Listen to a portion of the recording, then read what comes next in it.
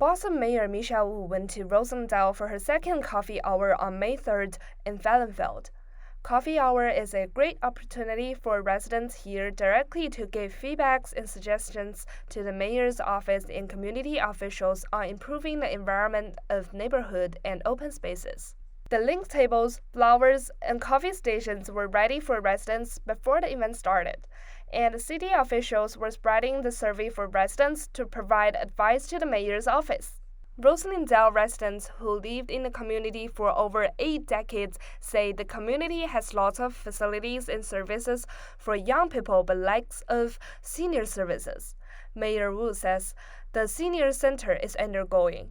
Boston has one of the largest and growing senior populations, and we know these are residents who have done so much to support and build our community, so we want to support them as well.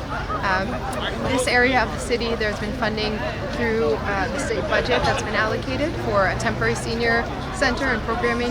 We put budget in the city budget to help citywide seniors access programming in our community centers, and we're going to continue working to make sure that we can meet people's needs. Ricardo Arroyo, the city councilor who represents most of the Roslindale community, says instead of having new stuff for the seniors, making sure the current services will work is more important, and the city of Boston funded for the existing programs. So seniors, especially in the Northeast, where we have longer winters and there's more isolation, it's really important that we create programming that allows seniors to interact with one another and have healthy lifestyles. And so one of the things that we're trying to do is create more programming so that we can make sure that they're active.